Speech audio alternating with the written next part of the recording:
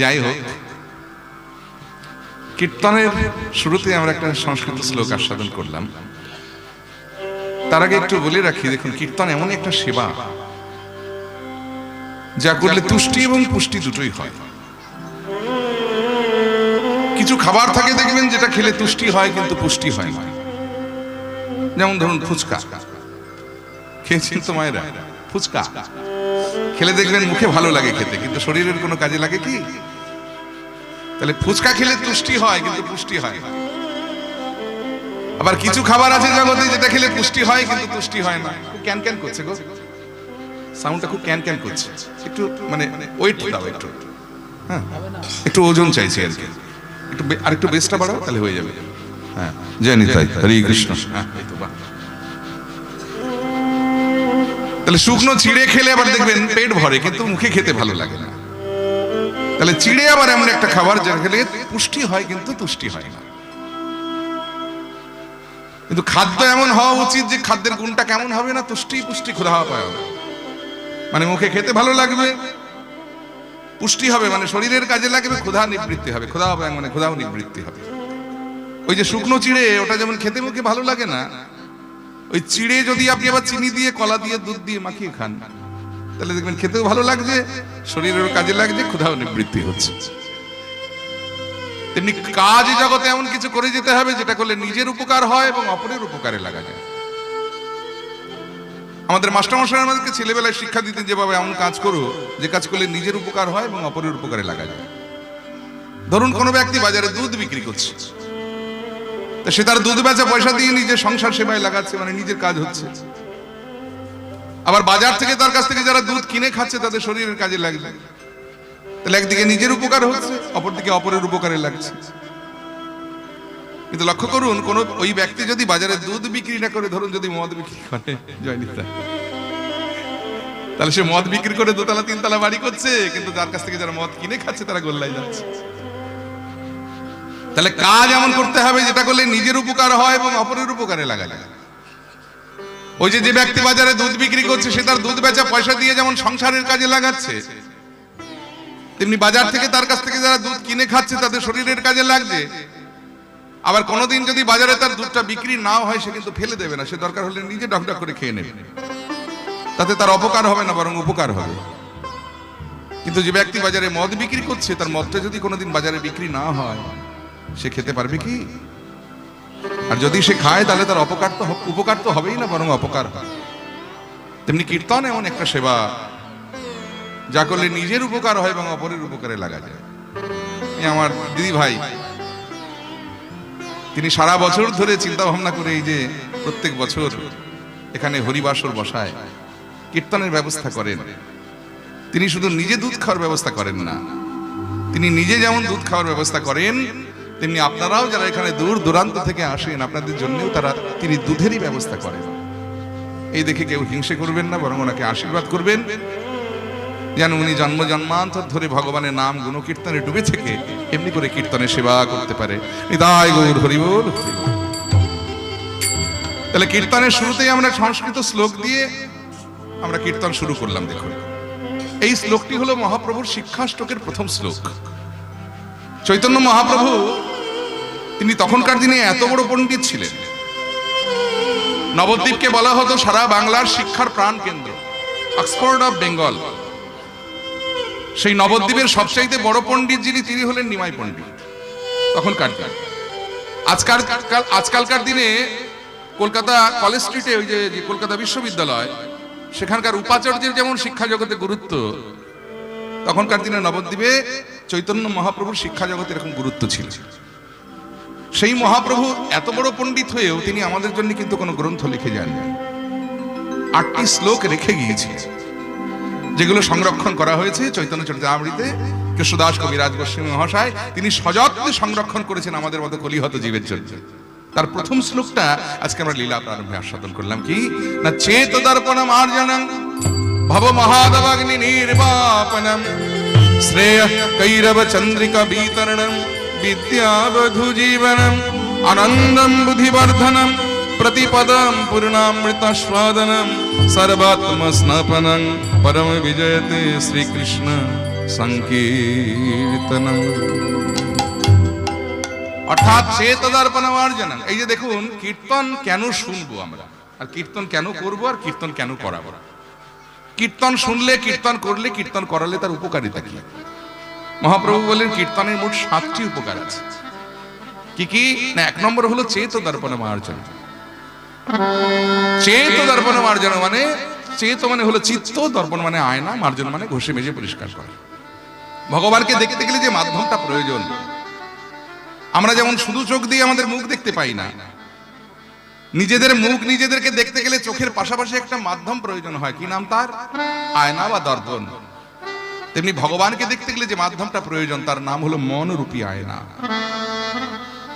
কিন্তু আয়নাতে যদি কাদামাটি দিয়ে লেপা থাকে, নিজের মুখ দেখা যায় কি? তাহলে আয়নার কাদামাটি আগে আমাদের পরিষ্কার করে নিতে হয় যদি আয়নাতে মুখ দেখতে হয়। তেমনি ভগবানকে দেখতে গেলে যে মাধ্যমটা প্রয়োজন, সেই মনরূপী আয়নাতে জন্ম জন্মান্তরের পাপযুক্ত কাদামাটি এমন ভাবে লেপা রয়েছে যে আমরা ভগবানকে দেখতে পাচ্ছি। এই কাদামাটি যদি পরিষ্কার করতে হয়, তাহলে ওই সংকীর্তনরূপী মাজন, যেমন চুলের শ্যাম্পু করলে চুলের নোংরা পরিষ্কার হয়, গায়ে সাবান দিলে যেমন গায়ের ময়লা পরিষ্কার হয়, তেমনি মনরূপী আয়নার কাদামাটিকে পরিষ্কার করতে গেলে এই সংকীর্তনরূপী মাজন, আর সঙ্গে যদি 2 ফোঁটা নয়ন জল হয়, তাহলে তো কথাই। তাহলে কীর্তনের 1 নম্বর উপকার আমরা পেয়ে গেলাম, কি না? চেতদর্পণমার্জন। 2 নম্বর উপকারটা কি না? ভব মহাদাবাগ্নি নির্বাপন। সারা বিশ্ব জুড়ে যে দাও দাও করে যে ভব দাবাগ্নিটা জ্বলছে, একই বাড়িতে ভাইয়ে ভাইয়ে মারামারি, সমাজে সমাজে মারামারি, জাতিতে জাতিতে মারামারি, সম্প্রদায়ে সম্প্রদায়ে মারামারি, দেশে দেশে মারামারি। এই যে সারা বিশ্ব জুড়ে যে দাও দাও করে ভব দাবাগ্নিটা জ্বলছে, এই ভব দাবাগ্নি একমাত্র নিভে যেতে পারে যদি সংকীর্তন রূপী প্লাবন জগতের মাঝে একবার প্লাবিত হয়। এটা গেল কীর্তনের 2 নম্বর উপকার। আর 3 নম্বর উপকারটা কি না? শ্রেয় কৈরব চন্দ্রিকা বিতরণম। শ্রেয় মানে হলো কল্যাণ, কৈরব মানে শালুক ফুল, চন্দ্রিকা মানে চাঁদের আলো। চাঁদের আলো পড়লে দেখবেন শালুক ফুল আপনা আপনি প্রস্ফুটিত হয়ে জগৎকে সৌন্দর্য দান করে। তেমনি সংকীর্তন রূপী চাঁদের আলো যদি একবার কৃপা করে কোনো জীবের হৃদয় আকাশে পড়ে, তাহলে সেই জীবের হৃদয়ের কল্যাণের রূপী শালুক ফুল আপনা আপনি প্রস্ফুটিত হয়ে এই জগৎকে সৌন্দর্য দান করে। নিতাই গৌর হরি বল। এটা গেল কীর্তনের 3 নম্বর উপকার। কিন্তু মহাপ্রভু বলেন কীর্তনের মোট 7টি উপকার আছে। তাহলে 4 নম্বর উপকার কি না? বিদ্যা বধূ জীবন। বিদ্যা বধূ, বধ হয়ে দীর্ঘকার বধূ। পদাবলিতে আমরা যে বধূ শব্দটা ব্যবহার করি, এই বধূ কিন্তু সেই বধূ নয়। পদাবলিতে যে বধূ শব্দটা ব্যবহার করি, সেই বধূ বানান হলো বয়ে চন্দ্রবিন্দু ধয় রসুকা। বন্ধু মানে হলো বন্ধু, আর বধ হয়ে দীর্ঘকার বধূ মানে হলো স্ত্রীলোক। আধ্যাত্মিক বিদ্যাকে মহাপ্রভু স্ত্রীলোকের সঙ্গে তুলনা করেছেন। কেন না? স্ত্রীলোক যেমন দেখবেন যার তার কাছে মুখ দেখান না, যার তার কাছে ধরা দেন না, সহজলভ্য নয় স্ত্রীলোক। তেমনি আধ্যাত্মিক বিদ্যা ওই স্ত্রীলোকের মতো, যার তার কাছে ধরাও দেন না, যার তার কাছে মুখও দেখান না, তার কাছেই ধরা দেন, তার কাছেই মুখ দেখান, যেজন সংকীর্তন রসে নিজেকে একেবারে জন্মের মতো ডুবিয়ে রাখতে পেরেছে। হরি বল। এটা গেল কীর্তনের 4 নম্বর উপকার। আর 5 নম্বর উপকার কি না? 5 নম্বর উপকার হলো ওই যে আনন্দম বুদ্ধিবর্ধনম। অর্থাৎ হৃদয়ের আনন্দরূপী সাগর একেবারে উথাল পাথাল করে। এই সংকীর্তন রসে যদি একবার কেউ ডুবে যায়, তখন দেখবেন আর কিসের সংসার, কিসের ঘর, কিসের বাড়ি কিছু ভালো লাগে না। সব ছেড়ে মনে হয় দিন রাত যদি ভগবানের নাম গুণ কীর্তনের মধ্যে ডুবে থাকতে পারতাম। এই যে হৃদয়ের আনন্দরূপী সাগরটা একবারে উথাল পাথাল করে, এটা হলো 5 নম্বর উপকার। আর 6 নম্বর উপকারটা প্রতি পদম পূর্ণামৃতাস্বাদন। অর্থাৎ প্রতি পদে পদে পূর্ণ অমৃতের স্বাদ। বলে অমৃতের স্বাদ কই? আমাদের মুখে অমৃত ভালো লাগছে না তো? বলে বাবা, অমৃত তোমার মুখে ভালো লাগলে না লাগলে তার অমৃত খারাপ নয়, ওটা তোমার জিহ্বার দোষ। তোমার মুখে অমৃত ভালো লাগছে না, ওটা তোমার জিহ্বার দোষ। এর জন্য অমৃতের কোনো দোষ নেই। সে কেমন হয়েছে জানেন? এক রুগী একবার এক কবিরাজের কাছে গিয়ে বলছে, কবিরাজ মশাই মুখে কিছুই ভালো লাগে না, যা খাই তেতো লাগে। ভাত খেলেও তেতো লাগে, জল খেলেও তেতো লাগে, পরমান্ন খেলেও তেতো লাগে, চাটনি খেলেও তেতো লাগে, আবার রসমালাই কিনে খেয়ে দেখেছি সেটাও তেতো লাগে। বলে বুঝেছি বাবা, তোমার পিত্ত রোগ হয়েছে। আর এই পিত্ত রোগের স্বভাব হলো যাই তুমি মুখে দেবে তাই তোমার মুখে তেতো লাগবে। তা বাবা, এই রোগের একটা ভালো পথ্য আছে। তুমি একটা কাজ করো, বাজার থেকে বাড়ি ফেরার সময় দোকান থেকে একটু নামি দামি কোম্পানির তাল মিস্ত্রি কিনে বাড়িতে নিয়ে যাও, আর সেটা নিয়ম করে খাও। বলে দাঁড়ান দাঁড়ান, তাল মিস্ত্রি ও তো অনেকবার খেয়ে দেখেছি, সেও তো দেখে মুখে দিলে তেতো লাগে। বলে বাবা এর জন্য তাল মিস্ত্রিকে দোষ দিও না, ওটা তোমার জিহ্বার দোষ। তোমার জিহ্বাতে তাল মিস্ত্রি মিষ্টি লাগছে না বলে তো তাল মিস্ত্রিতে তো হয়ে যেতে পারে না, ওটা তোমার জিহ্বার দোষ। তাই বলে তুমি জানো তাল মিস্ত্রি খাওয়াটা বন্ধ দিও না বাবা, ওটা তুমি নিয়ম করে খেতে থাকো। আর এই খেতে খেতে খেতে খেতে যেদিন বোঝা যাবে যে তাল মিস্ত্রি তোমার জিহ্বাতে মিষ্টি লাগতে শুরু করেছে, সেদিন বুঝে নিও যে তোমার পিত্ত রোগটাও সেরে গেছে। সংকীর্তন রূপী অমৃত আজ হয়তো আমাদের জিহ্বাতে তিতো লাগছে, তাই বলে যেন কেউ খাওয়া বন্ধ দেবেন, এটা নিয়ম করে খেতে হবে। আর এই খেতে খেতে খেতে খেতে যেদিন বোঝা যাবে যে সংকীর্তন রূপী অমৃত আমাদের জিহ্বাতে মিষ্টি লাগতে শুরু করেছে, সেদিন বুঝে নিতে হবে যে আমাদেরও হৃদয়ের সকল পিত্তরোগ দূরীভূত হয়ে গেছে। হৃদয় গৌর হরি বল, হরি বল, হরি বল। এটা কীর্তনের 6 নম্বর উপকার। আর 7 নম্বর মানে শেষ উপকারটা কি না, সর্বাত্মা স্নাপনা, অর্থাৎ সর্ব আত্মার একবারে একসাথে স্নান হয়ে যায়।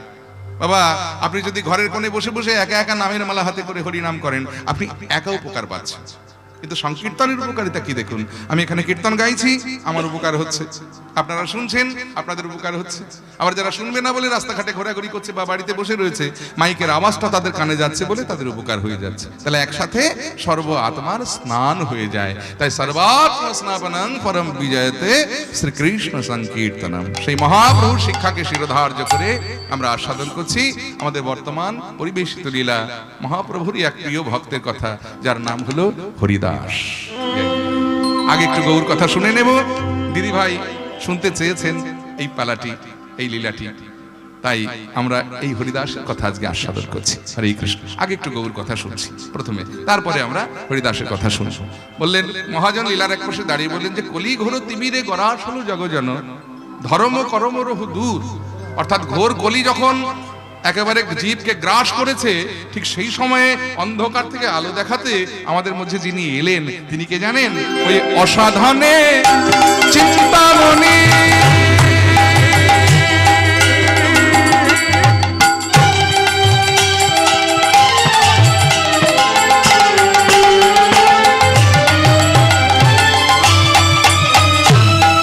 আহা বিধি মিলাওলো আমি অসাধনে চিন্তা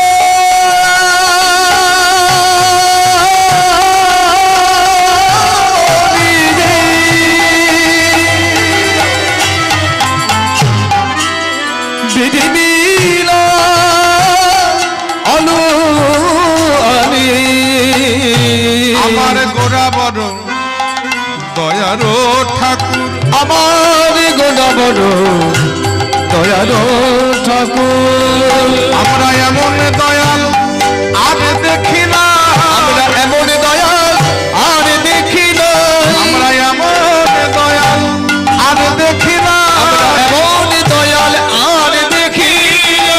এজনে সেধেছে হরি নাম প্রেম বিলায়, এমন দয়াল আর দেখি না। সেধেছিলাম প্রেম বিলায়, এমন দয়া আর দেখি না। সেধেছে হরি নামে প্রেম বিলায়, ওই কলির জীবের তারে তারে। সেধেছিলাম প্রেম বিলায়, কলির জীবের তারে তারে। সেধেছিলাম প্রেম বিলায়, হাতে ধরে আর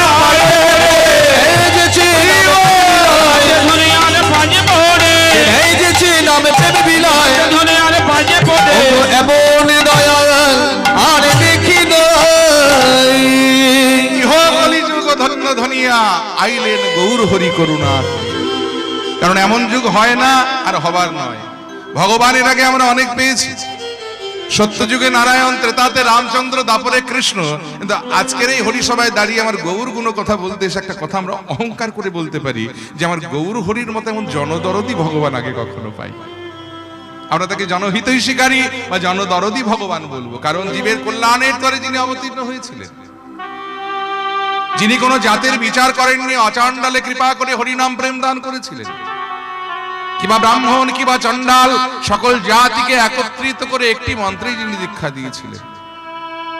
ব্রাহ্মণে চণ্ডালে করে কোলাকুলি কবে বা ছিল এমন রঙ্গ, কে দেখেছে এমন রঙ্গ? ভাবতে পারেন আজ থেকে 540 বছর পূর্বে ফিরে যান, নবদ্বীপের সমাজ ব্যবস্থার দিকে তাকান।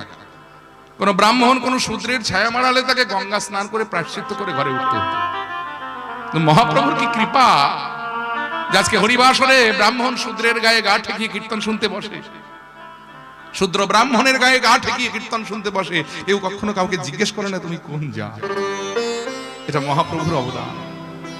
কত বলবো তার কথা বাবা, এক মুখে বলে শেষ করা যায়। ব্রহ্মা চতুর্মুখে যার কথা বলে শেষ করতে পারিনি, ভোলানাথ পঞ্চমুখে যার কথা বলে শেষ করতে পারিনি, আমরা এক মুখে কতটুকু বলবো? তবে একটু বলার চেষ্টা করি, যতটুকু বলতে পারি। যদি প্রথমে তার রূপের কথা বলতে যায় তাহলে বলবো রূপ ছিল তার অনবদ্য, কোটি কামদেব যার রূপ দেখে মূর্ছা যেতেন এমন রূপের উপবান ছিলেন আমার গৌর সুন্দর। আর গুণের কথা বলতে গিয়ে বলবো বাবা গুণ ছিল তার অপরিসীম, অর্থাৎ যার কোনো সীমা হয় না। আর অবদান যা ছিল অনির্বচনীয়, মানে বদনে বলে শেষ করা যায়। কি দেননি তিনি আমাদের, ভাবুন তো।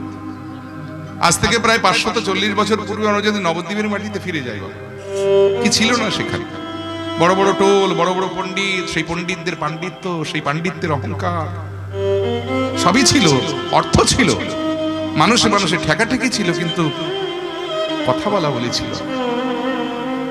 অর্থাৎ নবদ্বীপে প্রদীপ ছিল, সেই প্রদীপে তেল ছিল, তাতে সলতে ছিল, পাশে আগুনও ছিল, কিন্তু অগ্নি প্রজ্বলিত করবার মতো কেউ ছিল না। কিন্তু আমার শ্রীকৃষ্ণ চৈতন্য মহাপ্রভুর আবির্ভাবে ওই প্রদীপটিতে যেদিন হতে অগ্নি প্রজ্বলিত হলো, আর সেই যে বলা শুরু হলো জয় নবদ্বীপ ভারত প্রদীপ। আজকে হরিসভায় দাঁড়িয়ে আমরা অহংকার করে চিৎকার করে গলা ফাটিয়ে বলতে পারি যে নবদ্বীপ আজকে শুধু ভারতের প্রদীপ নয়, শ্রীধাম নবদ্বীপ আজকে গোটা বিশ্বের প্রদীপ, সারা পৃথিবীর প্রদীপ। আজ গোটা বিশ্ব মেতেছে গৌর প্রেমে। কোথায় আমেরিকা, কোথায় অস্ট্রেলিয়া, কোথায় ফ্রান্স, কোথায় ইংল্যান্ড। এই তো 23 সালে আমরা 1.5 মাস ধরে আমরা ইংল্যান্ডের মাটিতে ছিলাম এই বাংলার কীর্তন গান গান। এটা আমাদের কাছে অনেক বড় পাওয়া। বিদেশের মাটিতে আজকে কীর্তন প্রচার হচ্ছে, মহাপ্রভুর অবদান এটা। সারা বিশ্ব জুড়ে গৌর কথা, গুণ কথা নিয়ে একটা আলোড়ন সৃষ্টি হয়ে গেছে। কত দেশ বিদেশ হতে কত অগণিত মানুষ তারা নবদ্বীপে এসে দিবারাত্রি নামের মালা হাতে করে গৌর গৌর গৌর গৌর করছে। কিন্তু আমরা যারা বাংলার মাটিতে জন্মেছি, আমরা যারা বাঙালি মায়ের সন্তান, আমরা যারা বাংলা ভাষায় কথা বলি, আমরা অহংকার করে বলতে পারি যে গৌর আমাদের ভগবান, আমাদের বাঙালির ভগবান। কারণ এই বাংলার মাটিতে আমরাও জন্মেছি, তিনিও জন্মেছিলেন। আমরাও বাংলা ভাষায় কথা বলি, তিনিও বাংলা ভাষাতেই কথা বলতেন। কিন্তু যে গৌর আমাদের এত কিছু দিয়েছে, তাকে আমরা কি দিলাম না? কি দেননি তিনি আমাদের? অনার্পিত চরিং চিরাত করুণাবতীর্ণ কলো সমর্পয়তুম নতবজ্জল রসাং স্বা ভক্তি শ্রিয়া হরিপুরাট সুন্দর দ্যুতি কদম্ব সন্দীপিতঃ সদা হৃদয় কন্দর স্ফুরত বসুচিনন্ত। যে প্রেমের সন্ধান কেউ জানত না, সে দেবতার দুর্লভ প্রেম, ব্রজের উন্নত উজ্জ্বল রস, যা এতদিন কেবলমাত্র রাধারানীর হৃদয় ভাণ্ডারে লুকানো ছিল, সেই হৃদয় ভাণ্ডারের ধন তিনি আমাদের মতো কলি জীবকে, কলি কামাসক্ত জীবকে তিনি দেবার জন্য নিয়ে এসেছিলেন। কত বড় দয়াময়, কত বড় কৃপাময় ভেবেছেন। চৈতন্য চরিতামৃতে কৃষ্ণদাস কবিরাজ গোস্বামী বলেছেন যে কৃষ্ণ যদি ফিরে কবু ভক্তি মুক্তি দিয়া, প্রেম কবু নাহি দেন রাখেন লুকাই। ভগবান কৃষ্ণের স্বভাব এরকম, তিনি ভক্তি দিতে, ভক্তি মানে ভক্তি নয়, ভক্তি ভয়ের অস্বীকার কয় তো অস্বীকার, ভক্তি মানে ভোগ, মুক্তি মানে মোক্ষ। কেউ যদি বলে প্রভু আমি সারা রাত তোমার কীর্তন শুনবো, আমার বাড়িটা শুধু তুমি 4 তলা করে দাও, 1 তলা আছে 4 তলা করে দাও, ভগবান বললেন বেশ তাই হবে, চিন্তা নেই। কেউ যদি বলে প্রভু আমাকে মায়ার সংসার থেকে মুক্তি পাইয়ে দাও, ভগবান বলেন বেশ তাই দিয়ে দেবে। মুক্তি চাইছিস ওটাও দেবে। কেউ যদি বলে প্রভু আমি সারা জীবন তোমার নাম করব শুধু তোমার প্রেম পাওয়ার জন্য, ভগবান বলেন ওটি হবে না, ওটা আমার নিজের মানুষের জন্য তোলা রয়েছে। আমার নিজের মানুষ হলো বৃন্দাবনের গোপীগণ, যারা সর্বস্ব পরিত্যাগ করে আমার সুখকে নিজের সুখ করেছে। আমি কেবল আমার ধন আমি তাদেরকে দেবার জন্য রেখে দিয়েছি, কিন্তু সেই ভগবান যখন গৌর হয়ে আমাদের মাঝে এলেন, সেই ধন তিনি সেখান থেকে এনে আমাদের কলির জীবকে দিলেন। কোন অধিকার ছিল না বাবা, ধর্ম অর্থ কাম মোক্ষ নিয়ে আমরা ছিলাম, কিন্তু এই পঞ্চম পুরুষার্থ প্রেম, এই প্রেমের সন্ধান এনে দিয়েছিলেন আমার চৈতন্য মহাপ্রভু। তাই তো মহাজন বললেন ভাই রে ভাই আমার গোনা গুণ গোরা গুণ কহনে না আমার গোরা গুণ কহনে না যায়। আমার গুণগুণ কখনই না যায়, গুণগুণ কখনই না যায়, গোরা গুণ কহনে না যায়। আমার গোরা আমার আমার গোরা গুণ, আমার আমার গোরা গুণ, গোরা গুণ কহনে না যায়। আমার গুণগুণ কখনই না যায়, গুণগুণ কখনই না যায়, গোরা গুণ কহনে না যায়। ও গো কত শত কত শত আনন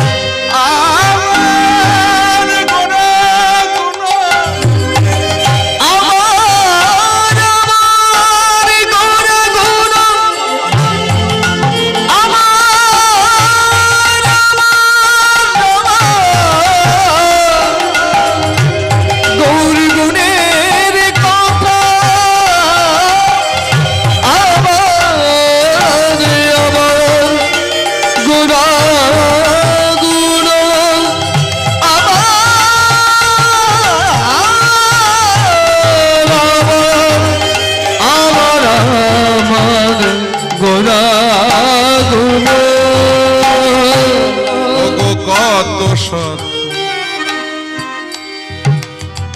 আনন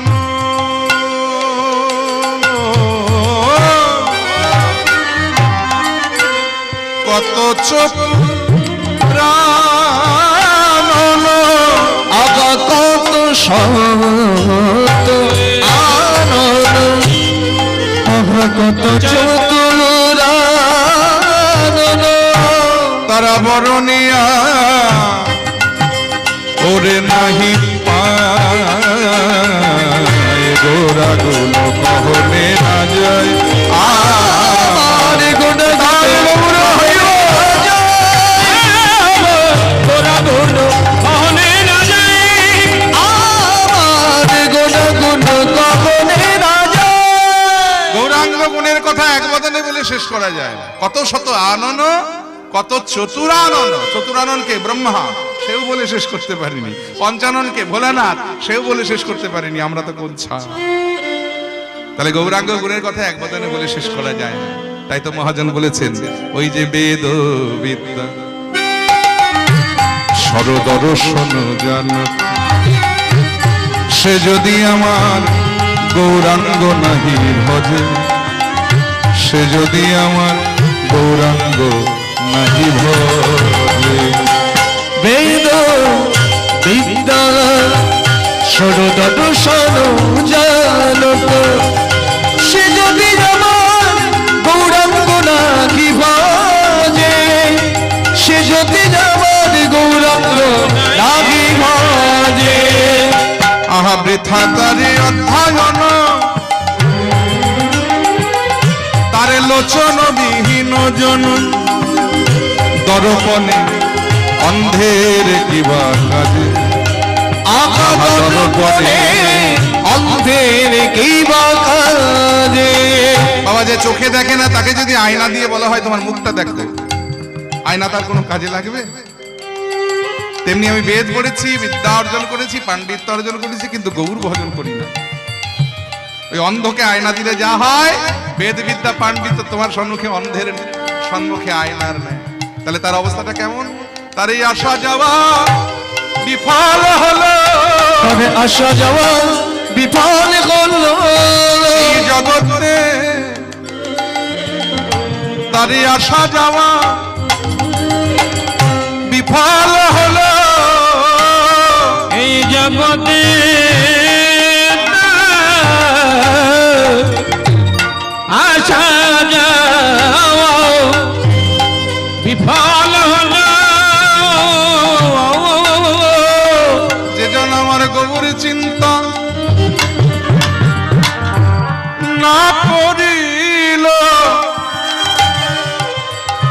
জগতে আসা যাওয়া বিফল হলো, যে জন গৌর চিন্তা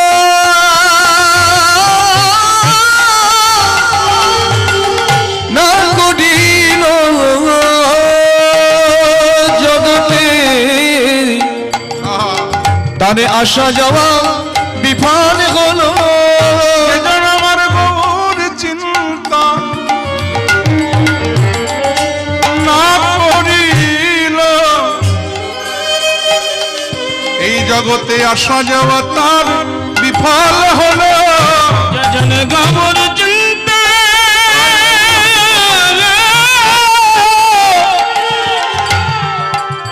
চিন্তা না করিল,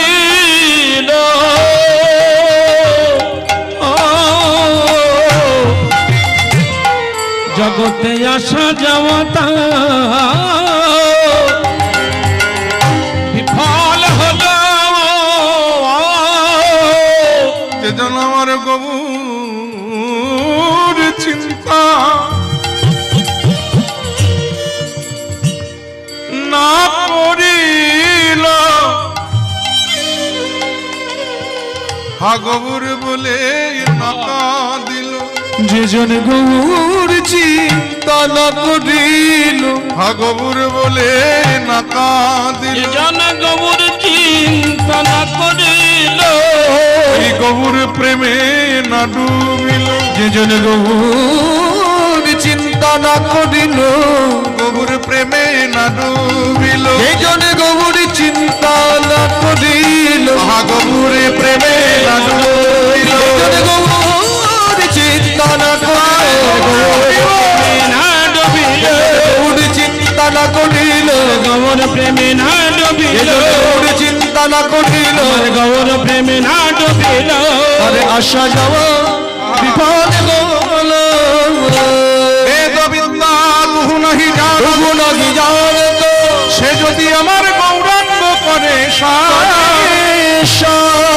ঠাকুর নয়নানন্দে ভনে, নন্দে ভনে সেই সে সকলই সেই জানে, সে সকলে জানে, সর্বসিদ্ধি করো তলে। করো তলে তাল। তাহলে কোনো কিছু জানার দরকার নেই, বেদ পড়ার দরকার নেই, পাণ্ডিত্য অর্জন করারও দরকার নেই, যদি তোমার গৌর প্রেম থাকে হৃদয়ে, তাহলে জগতে তোমার আসা যাওয়া সফল। তুমি যদি গৌর চরণকে সার করতে পারো, আহা, গৌর চরণ সার করতে পারলে তোমার আসা যাওয়াটা সফল। তাই সর্বসিদ্ধি করো তলে, করো তলে তার গো, করো তলে, করো তলে তাল গো, সর্বসিদ্ধি করো তলে, করো তলে তাল, সর্বসিদ্ধি করো তলে, করো তলে তাল গো, সর্বসিদ্ধি করো তলে, সর্বসিদ্ধি করো তলে, করো তলে তাল গো, সর্বসিদ্ধি করো তলে, করো তলে তাল। চলে রে আমার মন সেই মধুর বৃন্দাবন। এতক্ষণ নবদ্বীপে ছিলাম, এবার আমরা বৃন্দাবন যাব সবাই মিলে। তবে অনেক দূরের পথ তো, সময় সাপেক্ষ ব্যাপার, যেতে গেলে অনেক সময় লাগবে, কিন্তু ভক্ত চতুর আমরা একটু চাতুরালি করব যাতে তাড়াতাড়ি বৃন্দাবনে পৌঁছতে পারি। সেটা হলো আমাদের মন নিয়ে যাব। তা মন যদি বৃন্দাবনে চলে যায়, বৃন্দাবন কোথায়? যেখানে সাধুগুরু বৈষ্ণবের আগমন, যেখানে হয় হরি নাম সংকীর্তন, সেই তো মধুর বৃন্দাবন। তাহলে আসুন আমরা তাদের মনটাকে বলবো, চলে রে আমার মন সেই মধুর বৃন্দাবন, যমুনা পলিনে যেথায় তমালের, চলে রে আমার মন এই মধুর বৃন্দাবন, যমুনা পুলিনে যেথায় তমালের মন, একেবারে চলে রে আমার মন মধুর বৃন্দাবন সেই যমুনা পুলিনে যেথায় তমালের, চলে রে আমার মন ওই মধুর বৃন্দাবন,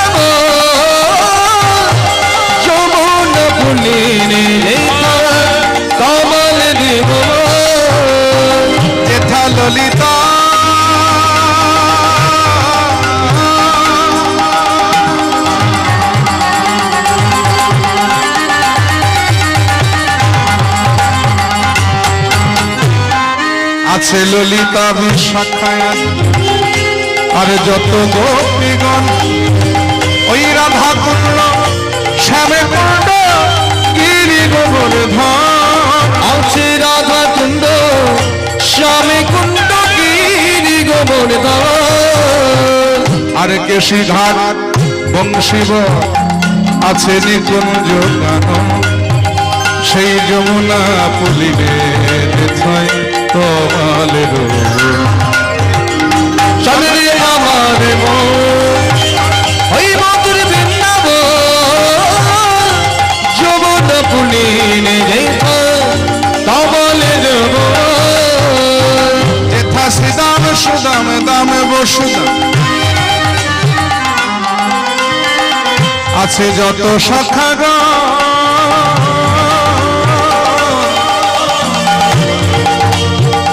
আরে ধবলি শ্যামলি জাতি যত গাভীগণ আছে ধবলি শ্যামলি আদি যত গভীর আহা মধুর মধু বংশী বাজে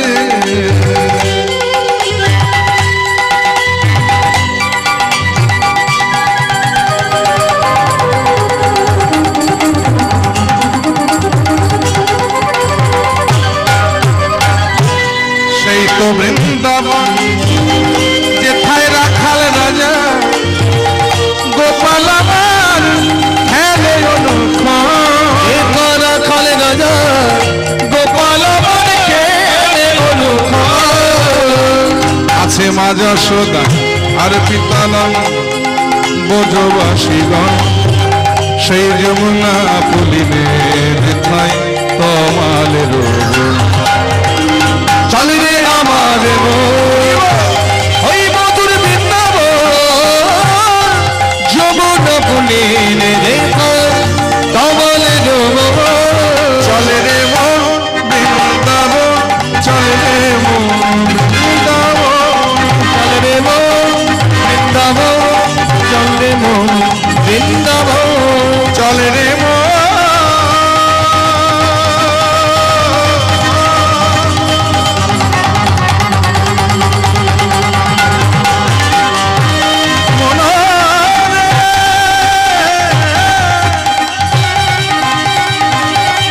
চলে রে মন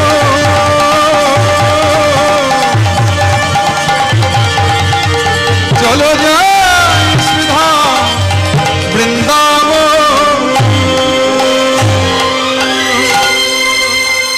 বলো মধুময় শ্রীধাম বৃন্দাবন কি জয়। শ্যাম সুন্দর মদন মোহন কি জয়। রাধেশ্যাম রাধারানী কি জয়। তাহলে আমরা সবাই মিলে এলাম মন নিয়ে মধুময় শ্রীধাম বৃন্দাবনে আস্বাদন করছি ভক্ত হরিদাসের কথা।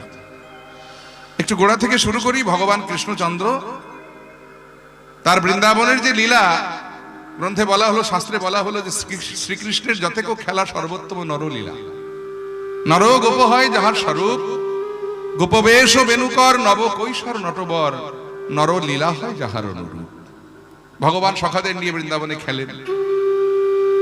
এই যে ভগবান খেলেন, আমরাও কিন্তু খেলি। তাই ভগবানের খেলার আমাদের খেলা এক নয়, কারণ ভগবান খেললে হয় লীলা আর আমরা খেললে হয় খেলা। পার্থক্যটা এখানে। ভগবানের লীলা আর আমাদের খেলা নিয়ে এত সুন্দর পার্থক্য করে গেছেন বাংলার একজন বিখ্যাত কবি।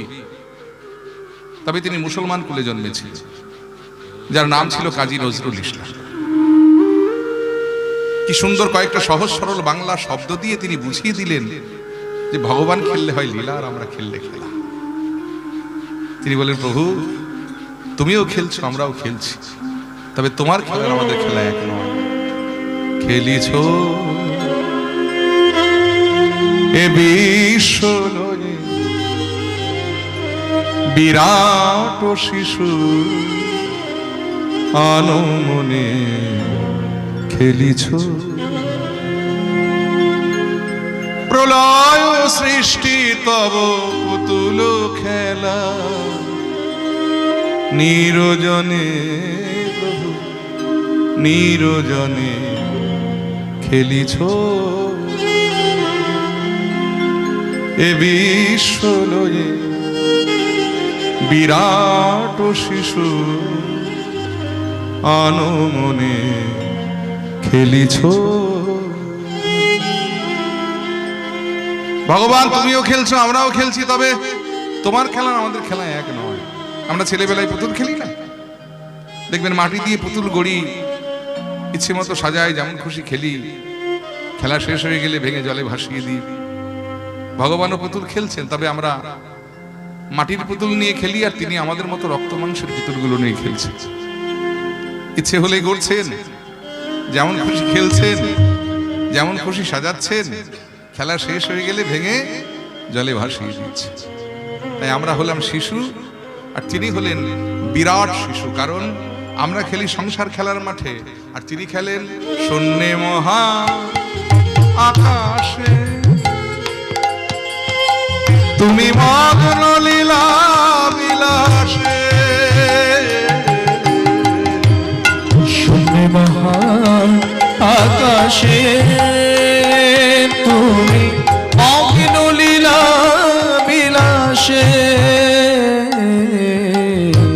শূন্যে মহা আকাশে তুমি মগ্ন লীলা বিলাসে।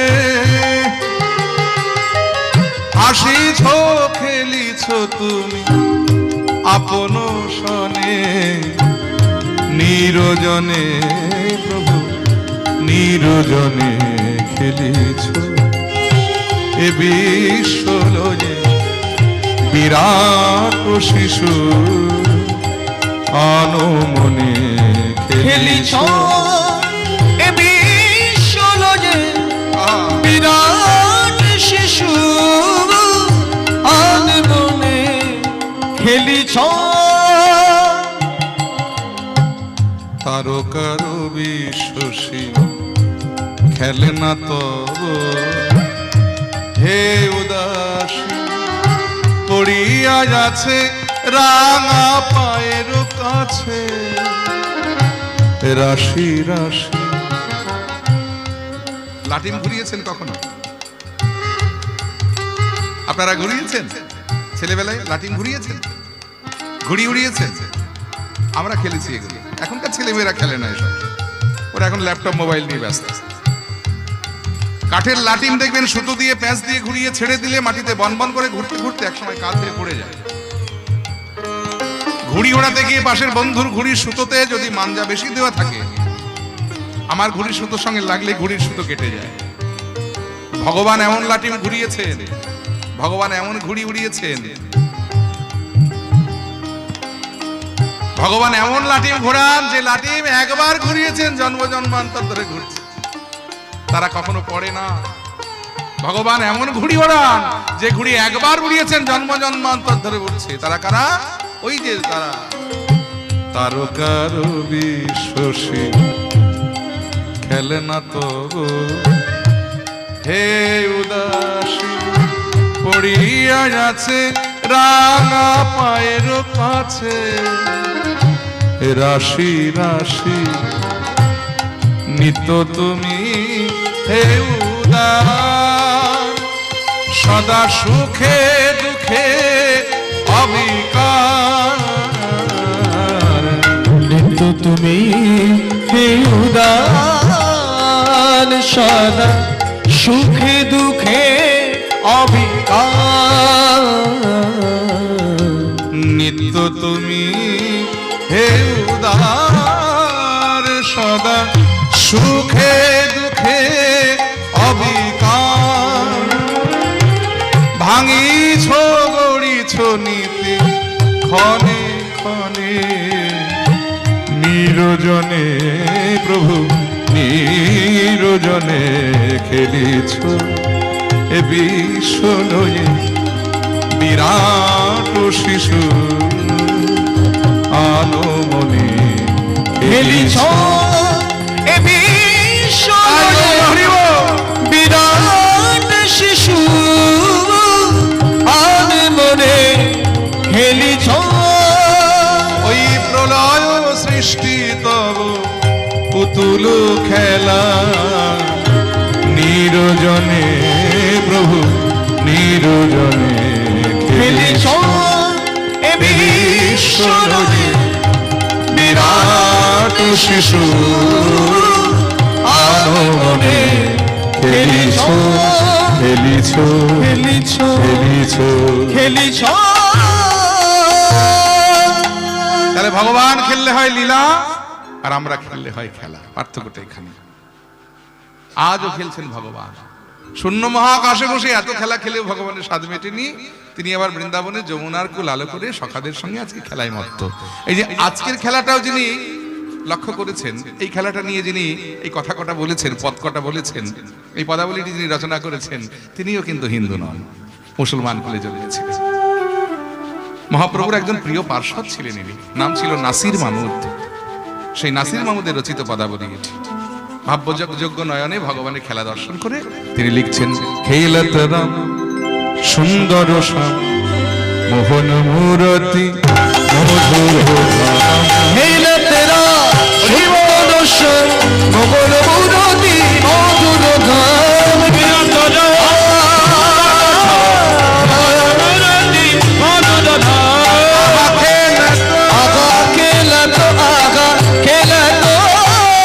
পাচনি কাচনি বেত্র বেনু মুরলি খুরলি গান অগমদলি খুরলি গান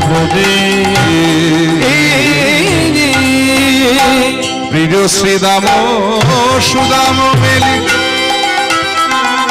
তপন তনয়া ওই তীরেতে কেলি রে প্রিয় শ্রীরাম সুদাম তপন তনয়া তীরেতে কেলি রে। আহা তপন তনয়া, তপন মানে, তপন মানে কি? খুব দুষ্টুমি করিস তুই, এত মাঝে মাঝে কথা বলবি না তো বাবা, চুপ করে শুন। তপন মানে কি? সূর্য। আর তনয়া মানে কন্যা, মানে মেয়ে। সূর্যের মেয়ের নাম কি? সূর্যের ছেলের নাম কি? ওই যমালয়ের অধিপতি যিনি যম, সূর্যের পুত্র, সূর্যের কন্যা। আরে বাবা, ভাই ফোটার দিনটা মনে করুন না, তাহলে তো বেরিয়ে যায়। ভাইয়ের কপালে ফোঁটা দিয়ে বলেন না যে ভাইয়ের কপালে দিলাম ফোঁটা, জমের দুয়ারে পড়লো কাটা, যমুনা দেয় জমকে ফোঁটা। তাহলে সেদিন বোনেরা ভাইয়ের কপালে ফোঁটা দেয়। যম যদি সূর্যের পুত্র হয় তাহলে যমুনা সূর্যের কন্যা। সেই তপন তনয়া তীরেতে কেলি রে শ্রীরাম সুদাম মেলি তপন তনয়া তীরেতে কেলি রে। অবলি শ্যামলি আউরি রাউরি, অবলি শ্যামলি আউরি আউরি ফুকরি চলত গান আগ ফুকরি চলত গান রে। আহা ফুকরি বলে আই ধবলি, আগ ফুকরি চলত বলে আই ধবলি, আই শ্যামলি, আগ ফুকরি চলত গান রে। বয়সে কিশোর মোহন ভাত, আর বদন ইন্দু জলদ কাতিরে। বয়সে কিশোর মোহন ভাতি বদন ইন্দু জলদ কাতিরে। এবার দেখুন খেলার আজকে যিনি নায়ক, তার রূপের বর্ণনা দেওয়া আছে, তাকে দেখতে কেমন? বয়সে কিশোর মোহন ভাতি বদন ইন্দু, বদনটা চাঁদের মতো, জলদ কাতি মানে অঙ্গকান্তিটা হলো মেঘের মতো। সখারা তাকে কি দিয়ে সাজিয়েছে জানেন? বলে কি? ওই চারু চন্দ্রা গুঞ্জাহার, ওই চারু চন্দ্রা গুঞ্জাহার। গুঞ্জাহার, গুঞ্জা এক ধরনের ফল, চেনেন? আচ্ছা আমি চিনিয়ে দিচ্ছি। আগেকার দিনে গ্রামে গঞ্জে বনে বাদারে অনেক হয়ে থাকতো, এখন খুব একটা বেশি দেখা যায় না। তবে স্বর্ণকারের দোকানে দেখবেন সোনা মাপার জন্য স্বর্ণকার ব্যবহার করে। এক ধরনের লাল লাল কালো কালো ছোট ছোট ফল হয় না, কুচ ফল বলি আমরা যেটাকে, ওর ভালো নাম হলো গুঞ্জা ফল। সেই গুঞ্জা ফল দিয়ে মালা গেঁথেছেন সখারা, তাকে পরিয়েছেন চারু চন্দ্রা গুঞ্জাহার। ওই চারু চন্দ্রা গুঞ্জাহার মদন মোহন ভাঙরে, মদন মোহন ভাঙ রে। মদন মোহন ভাঙ রে। আহা মদন মোহন যেন মোহন কই মদন মোহনে মোহন কইলে আগা মদন মোহনে ওই মদনের মন যেন মোহন ওই কইলে মদনের মনে যেন মোহন কইলে আমার মদন মোহন শ্রী গোবিন্দ মদনের মন যেন মোহন কইলে আমার মদন মোহন শ্রী গোবিন্দ মদনের মন যেন মোহন কইলে তাই মদন মোহন ভান রে আগা মদন মোহনে আনন্দে আগম নিগম বেদস যিনি আগম নিগমের কর্তা যিনি বেদের সার আজি লীলাই কর কি করছে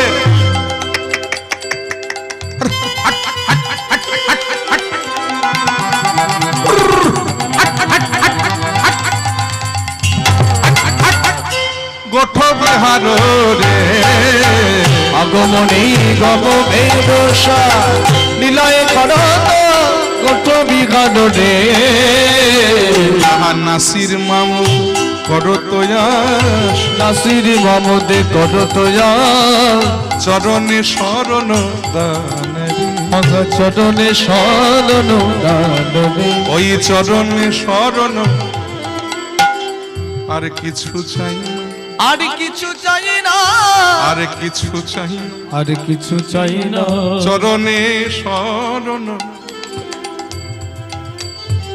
আমি শরণে নিলাম শরণে নিলাম শরণে নিলাম আমি শরণে নিলাম তোমার রাঙা চরণে শরণে নিলাম তোমার রাগা চরণে শরণে নিলাম যেন দিও না দিও না আমায় আর কিছু যেন দিও না আমায় আর কিছু যেন দিও না আমি চাইলে কিছু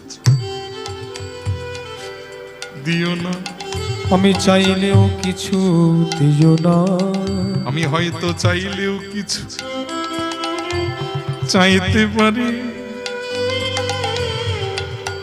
আমি তো মায়ামুগ্ধ জীব তাই মায়ার বশে অন্ধ হয়ে তোমার কাছে হয়তো জাগতিক সম্পদ কিছু চাইতে পারি। কিন্তু তুমি যেন আমায় দিও না গোবিন্দ হে গোঠবি তোমার চরণ দুঃখানি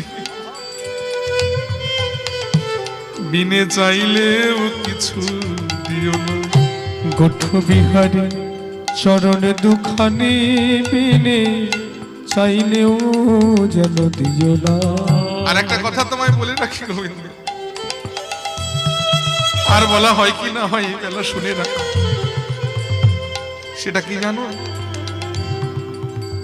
আমি যবন বলে যেন দূরে ঠেলো না আমি যবন বলে যেন দূরে ঠেলো না আমি যবন দূরে ঠেলো না আমি যবনে বলে যেন দূরে ঠেলো না ওহে গোঠবি বংশীধারী যবন বলে যেন দূরে ঠেলো না ওহে গোঠ বিহারী বংশীধারী আমার এই নিবেদন করা রইল গোঠ বিহারী বংশীধারী আমার এই নিবেদন করা রইল গোঠ বিহারী বংশীধারী নিবেদন করা রইল গোঠ বিহারী বংশীধারী তাই গৌর হরিব গোঠ বিহারী বংশীধারী নিবেদন করা রইল গোঠ বিহারী বংশীধারী এই নিবেদন করা রইল আমি যবন বলে যেন দূরে ঠেলো না এদিকে ভগবান খেলছেন আর ওদিকে ব্রহ্মলোকে বসে ব্রহ্মা মনে মনে চিন্তা করছেন ও নাকি ভগবান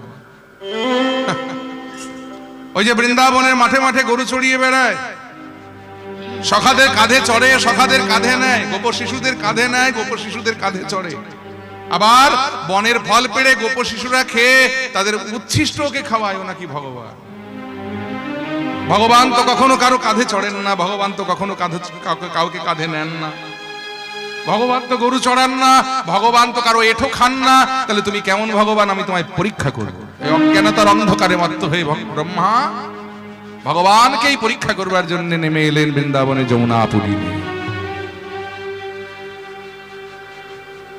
ভুলে গেলেন ব্রহ্মা যে তারও সৃষ্টিকর্তা স্বয়ং ভগবান ভগবানের নাভিপদ্ম হতেই তো ব্রহ্মার সৃষ্টি। ব্রহ্মা অজ্ঞানতার অন্ধকারে মত্ত হয়ে গেলেন। ভগবানকে না বুঝতে পেরে, না চিনতে পেরেই তিনি, ভগবান যখন বন্ধুদের সঙ্গে খেলছিলেন সেই ফাঁকে ভগবানের ওই ধেনুবৎস নবলক্ষ ধেনুগণকে চুরি করে গিরি গোবর্ধন পাহাড়ের গুহাতে লুকিয়ে রাখলেন। খেলতে খেলতে হঠাৎ ভগবান গোচারণে তাকিয়ে দেখে একটাও ধেনুবৎস নাই। কোথায় গেল? বড় চিন্তিত হলেন। শ্রীরাম, সুদাম, তোরা একটু দাঁড়া এখানে বংশীবাটির নিচে, আমি যাই, আমি একটু ধেনুবৎসগণকে খুঁজে নিয়ে আসি। এই বলে ভগবান যে ধেনুবৎস খুঁজতে গেছেন সেই ফাঁকে ব্রহ্মা আবার ভগবানের রাখালগণকে চুরি করে গিরি গোবর্ধন পাহাড়ের ওই গুহাতে লুকিয়ে রাখে। দারুণ। ভগবান কাউকে খুঁজে না পেয়ে যখন বংশীবাটির নিচে ফিরে এলেন, এসে দেখছে সেখানে রাখালগণ নাই। বড় চিন্তায় পড়লেন, চিন্তামূলক। সঙ্গে সঙ্গে তিনি নয়ন মুদে অন্তর্নেত্রে জানতে পারলেন যে সকলেই ওই ব্রহ্মার কার সাজি।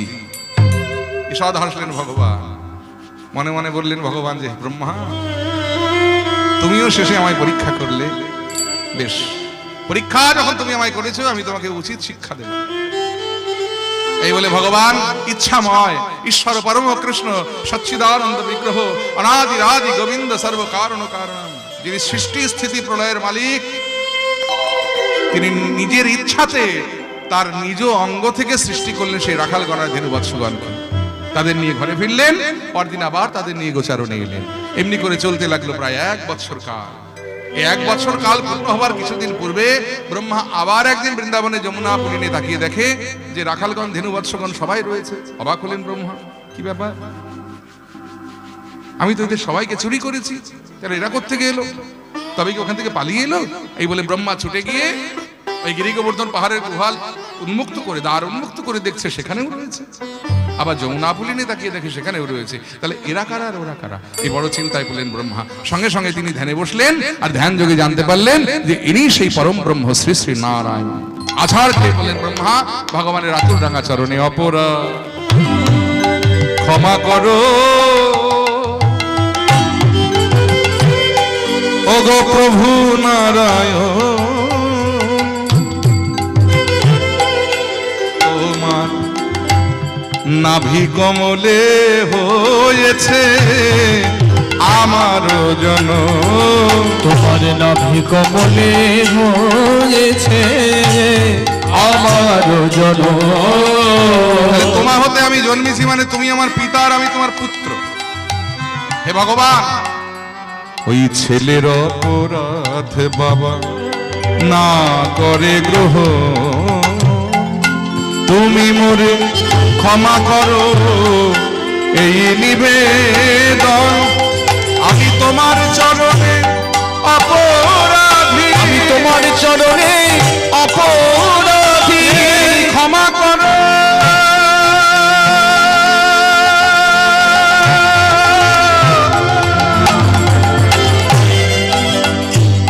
হে গোঠ বিহারী, আমি তোমার চরণে অপরাধী, ক্ষমা করো।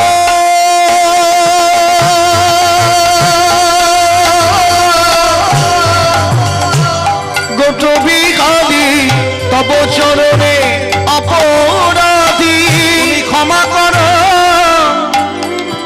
ও হে গোঠ বিহারী,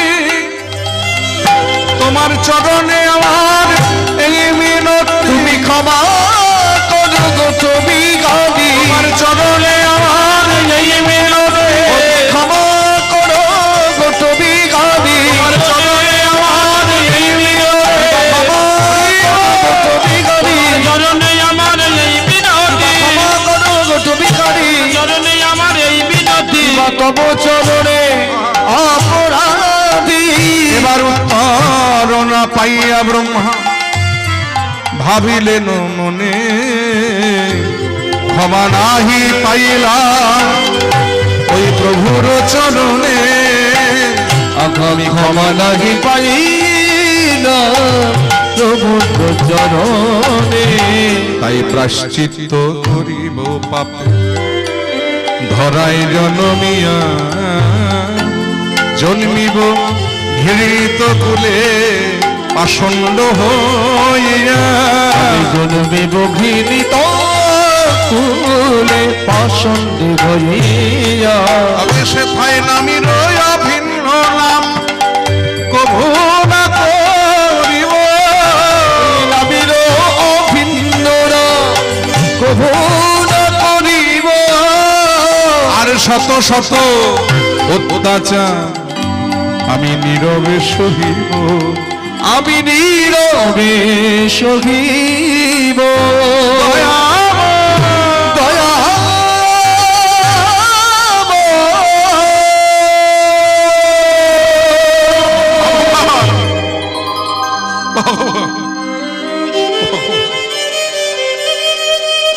আমি অপরাধ করেছি তোমার রাসূল রাঙা চরণে,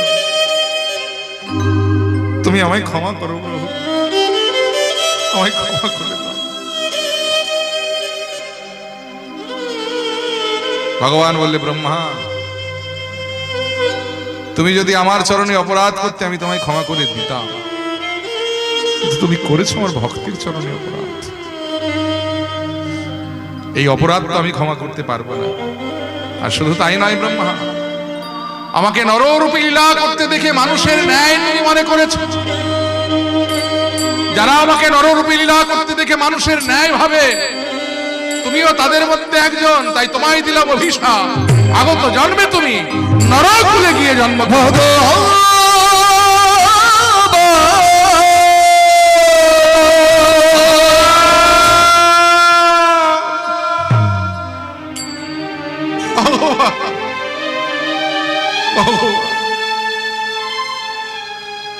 স্বয়ং সৃষ্টিকর্তা ব্রহ্মা, আজ আমি এসেছিলাম তোমার চরণে আমার অপরাধের ক্ষমা চাইতে, কিন্তু ক্ষমা তো পেলাম না প্রভু, উল্টে পেলাম অভিশাপ। দাও ঠাকুর দাও, তুমি আমায় অভিশাপ দাও। তাতে আমার কোনো দুঃখ নাই, তবে একটি প্রার্থনা রাখবে প্রভু।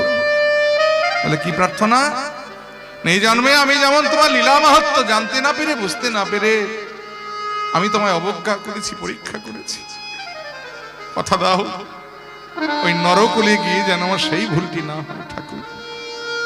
ভগবান হাসতে হাসতে বললে, ব্রহ্মা হরিবল হরিবল, আমি এতদিন জানতাম যে তুমি বড় বোকা, কিন্তু আজকে দেখলাম তুমি বড়ই চালাক। তুমি নরকুলে গিয়ে আমার লীলা মাহাত্ম্য জানতে বুঝতে চাইছো, কিন্তু আমি ছাড়া আমার লীলা মাহাত্ম্য তোমায় জানাবে বোঝাবে কে? তাহলে যে আমাকেও তোমার সঙ্গে নরকুলে গিয়েই জন্ম নিতে হবে। ঠিক আছে, বাসনা যখন একবার করেছো, নাম যখন আমার ভক্তবান ছাকলপুতরু, আমি কথা দিলাম এই বৃন্দাবন ছেড়ে নবদ্বীপে গিয়ে যেদিন আমি গৌরাঙ্গ হব, তুমি সেদিন হবে ভক্ত হরিদাস। আমার লীলা মাহাত্ম্য তুমি জেনে জগৎকে জানাবে, সেদিন হবে তোমার জন্ম সার্থক। আমি তোমায় আশীর্বাদ করছি, অভিশাপের পাশাপাশি এই আশীর্বাদও তোমায় দিলাম। তবে শোনো ব্রহ্মা, তুমি আমার রাখাল গণার ধেনু বৎসগণকে চুরি করে যে আচরণ তুমি করেছো, যবনের পরিচয় দিয়েছো তুমি, তাই তোমায় অভিশাপ দিচ্ছি, আগত জন্মে নরকুলে জন্মগ্রহণ করে জন্ম হবে তোমার হিন্দু ব্রাহ্মণের ঘরে, কিন্তু পালিত হবে মুসলমানের ঘরে। আর কৃষ্ণ নাম করার অপরাধে তোমায় 22 বাজারে বেত্রাঘাত সইতে হবে। ব্রহ্মা বললেন, প্রভু মাথা পেতে নিলাম তোমার অভিশাপ, তোমার শাস্তি আমি মাথা পেতে নিলাম, কিন্তু আরেকটি প্রার্থনা আছে। বলে, কি? এই বদনে দিয়েছো আমার 4টি বদন, কিন্তু এই জন্মে 4টি বদন পেয়েও ওই 4 বদনে তোমার নাম করে বদনের স্বাদ মেটে না। নরকুলে তো পাবো একটি বদন, নাম করে স্বাদ মেটাবো কি করে? তাই আশীর্বাদ করো যেন নরকুলে গিয়ে ওই এক বদনে আমি যেন লক্ষ লক্ষ লক্ষ বার তোমার নাম বদন ভরে উচ্চারণ করতে পারি। হরি বল। ভগবান বলেন, তথাস্তু। আজ থেকে প্রায় আনুমানিক 550 বছর পূর্বে বর্তমানে বাংলাদেশের সাতক্ষীরা জেলার কেড়াগাছি বলে একটি গ্রাম, যেটা আগেকার দিনে মানে পুরাকালে তখনকার দিনে খুলনা জেলার বুড়হন গ্রাম নামে পরিচিত ছিল, বর্তমানে ওই গ্রামটির নাম হয়েছে কেড়াগাছি।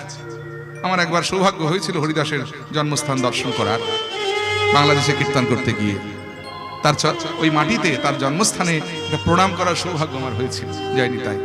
শুধু তাই নয়, সেই কেড়াগাছি গ্রাম যার পুরাকালে নাম ছিল বুড়হন গ্রাম, সেই বুড়হন গ্রামে এক হিন্দু কুলীন ব্রাহ্মণের ঘরে জন্মগ্রহণ করলেন ওই সৃষ্টিকর্তা ব্রহ্মা ব্রহ্ম হরিদাস। জন্মের পরে 3 দিন পরেই তার পিতৃবিয়োগ হলো। আর তখনকার দিনে হিন্দু ব্রাহ্মণ সমাজের একটা কৌলীন্য প্রথা চালু ছিল, যেটা প্রথাটা অতি বর্বর। স্বামী মারা গেলে তার চিতায় তার স্ত্রীকে সহমরণে যেতে হতো সতী প্রমাণ করবার জন্য। ওই ছোট্ট শিশুটির কথা কেউ ভাবলো না। সমাজের সমাজপতিরা ওর মাকেও পিতার চিতাতে জীবন্ত জ্বালিয়ে দিল। আর আস্তে আস্তে শ্মশানে দাহ কার্য সেরে যখন ঘরে ফিরছে, তখন একজন বললেন, ছোট্ট শিশুটির কি হবে? সমাজপতি বললেন, পাশ থেকে একজন বললেন, একটা কাজ করো, গলা টিপে মেরে দাও। কিন্তু সমাজপতি বললেন, না, অকারণে শিশু হত্যা করবো না। এক কাজ করো, দুপুরবেলা উঠানের মধ্যে জল ঢেলে ওকে শুইয়ে দাও।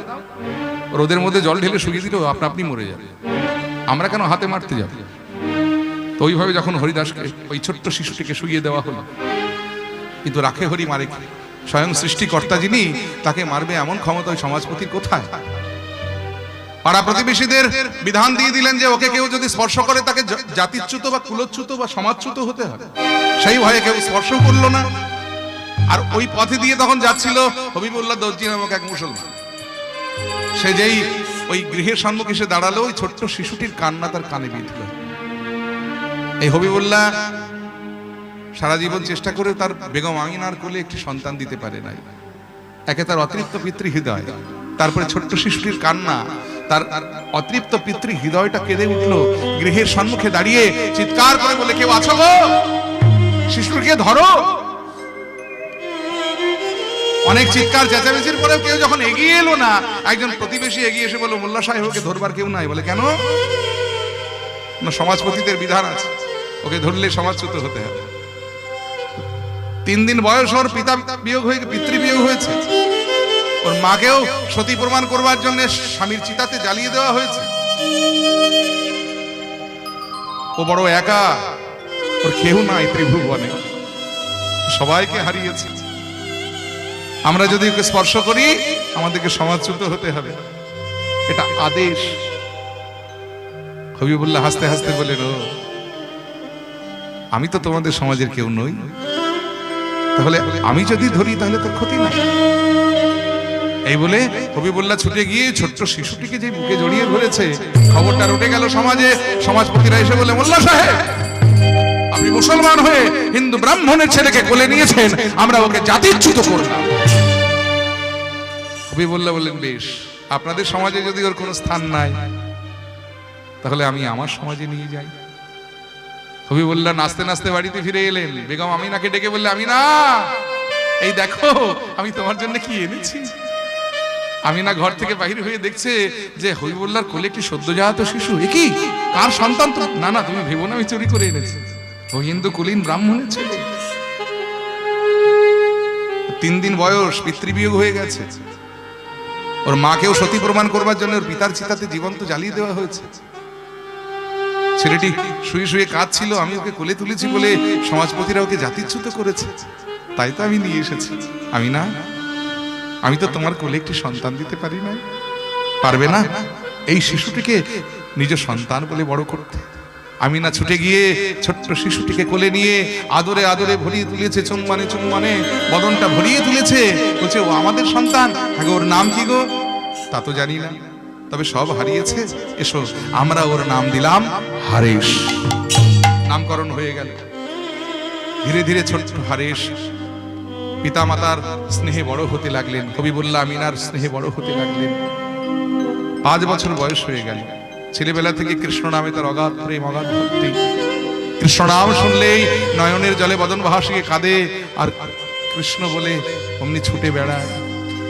হবিবুল্লাহ দেখলেন যে এই ছেলে এইভাবে যদি কৃষ্ণ বলে কাঁদতে থাকে, তাহলে তো সর্বনাশ হয়ে যাবে। সমাজে আমার একটা মান সম্মান আছে, কি করা যায়? ছেলেকে যদি কৃষ্ণ প্রীতি থেকে বিমুখ করতে হয়, আমার সঙ্গে ওকে মসজিদে নিয়ে যেতে হবে, ওকে নামাজ পড়ানো অভ্যেস করতে হবে। এই হবিবুল্লাহ যখন মসজিদে নামাজ পড়তে যায়, ছোট্ট হারেশের হাতটা ধরে নিয়ে যায়। হবিবুল্লাহ নামাজে ব্যস্ত থাকে, আর হারেশ মসজিদের একটি কোণে বসে বসে প্রেমানন্দে বলে, কৃষ্ণ কেশব কৃষ্ণ কেশব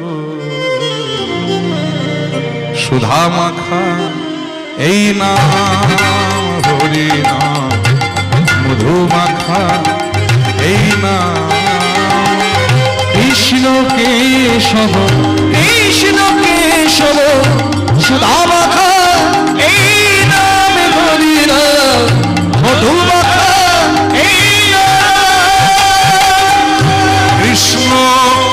কেশব কৃষ্ণ কেশব সুধা মাখা এই নাম হরি নাম মধু মাখা এই নাম কৃষ্ণ কেশব কৃষ্ণ কেশব সুধা মাখা এই নাম হরি নাম মধু মাখা এই নাম। এই নাম জপরে জপরে জপরে রসনা জপরে জপরে জপরে রসনা নাম জপরে জপরে নাম জপরে জপরে জপরে রসনা নামে জপরে জপরে জপরে রসনা সুধা মাখা এই নাম হরি নাম মধু মাখা এই নাম নাম জপরে জপরে জপরে রসনা জপরে জপরে জপরে রসনা সুধা মাখা এই নামে হরি নাম মধু মাখা এই নাম। কৃষ্ণ কেশব কৃষ্ণ কেশব সুধা মাখা এই নাম হরি নাম মধু মাখা এই নাম কৃষ্ণ কেশব কৃষ্ণ কেশব সুধা মাখা এই নাম হরি নাম মধু মাখা এই নাম। এই নাম জপ হলো আপনারে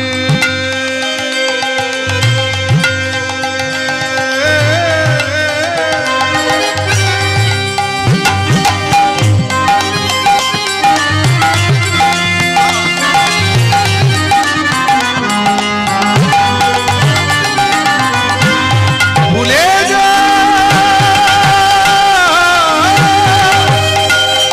ভুলে যাও ভুলে যাও ভুলে যাও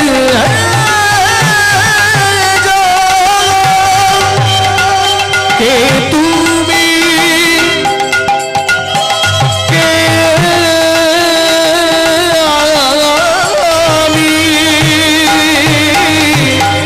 এই নাম জপ হলো আপনারে ভুলে যান তৃষা প্রেম পরামে এই রাম জপ হলো আপনারে ভুলে যাও তৃষা প্রেম পারাবারে জপরে জপরে জপরে রস নামে জপরে জপরে জপরে রসনা জপরে জপরে জপরে রস নামে জপরে জপরে জপরে রসনা সুধা মাখা এই নাম হরি নাম মধু মাখা এই নাম জপরে জপরে জপরে রসনা জপরে জপরে জপরে রসনা সুধা মাখা এই নামে হরি নাম মধু মাখা এই নাম। কৃষ্ণ কেশব কৃষ্ণ কেশব সুধা মাখা এই নাম হরি নাম মধু মাখা এই নাম কৃষ্ণ কেশব কৃষ্ণ কেশব সুধা মাখা এই নামে হরি নাম মধু মাখা এই নাম। আরে চুপ কর বাবা চুপ চুপ, চুপ। ওরে আমরা হলাম মুসলমান এই নাম করা আমাদের গুনাহ আমাদের পাপ তুই আল্লাহর নাম কর বাবা আল্লাহর নাম কর হারেশ বললেন আমি তো কতবার ভেবেছি এ নাম আর করবো না কিন্তু আমি ভাবলে কি হয় নাম যে আমায় ছাড়ে না যতদিন যায় কৃষ্ণ প্রীতি কৃষ্ণ প্রেম তার বাড়তেই থাকে। শৈশব ছাড়িয়ে কৈশোর, কৈশোর ছাড়িয়ে যৌবনে পা দিলেন হারেশ, কিন্তু তার কৃষ্ণ প্রেম যখন আরো বর্ধিত হয়ে গেল, ওই মুসলমান সমাজের দণ্ডমুণ্ডের কর্তারা একদিন বসে ঠিক করলেন যে এই ছেলে যদি সমাজে থাকে তাহলে এর কারণে আমাদের ছেলেগুলো খারাপ হয়ে যাবে, একে সমাজচ্যুত করতে হবে। হবিবুল্লাহকে অনেক সাবধান করলেন, অনেক সুযোগ দিলেন, কিন্তু ছেলের মুখ থেকে যখন কৃষ্ণনাম ছড়াতে পারলেন না, একদিন বিধান হয়ে গেল, আদেশ হয়ে গেল যে গ্রাম থেকে বার করে দেওয়া হবে। হারেশ চলে যাচ্ছে, হবিবুল্লাহর চরণে, মাতা আমিনার চরণে প্রণাম করে হারেশ চলে যাচ্ছে। হবিবুল্লাহ বলছে, হারেশ, আমাদের তো কেউ ছিল না, আল্লাহ তোকে আমাদেরকে পাইয়ে দিয়েছে, সেই তোকেও আজকে হারাতে হচ্ছে।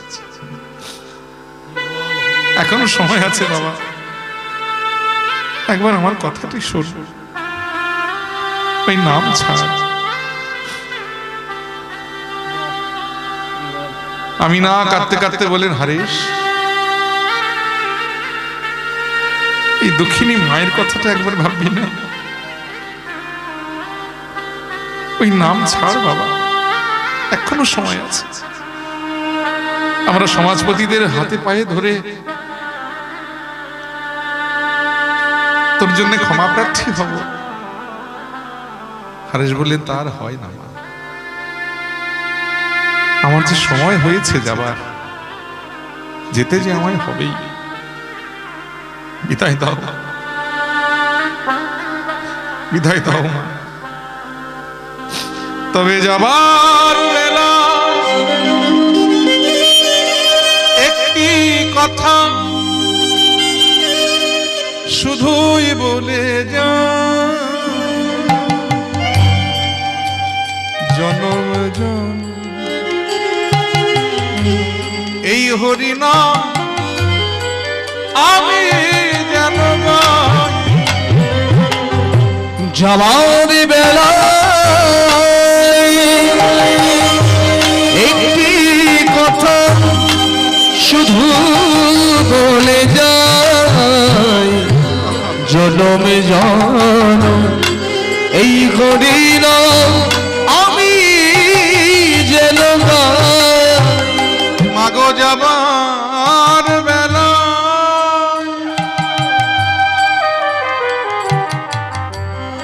একটি কথা শুধুই বলে যায়, জনম জনম এই হরিনাম আমি যেন গাই। যাবার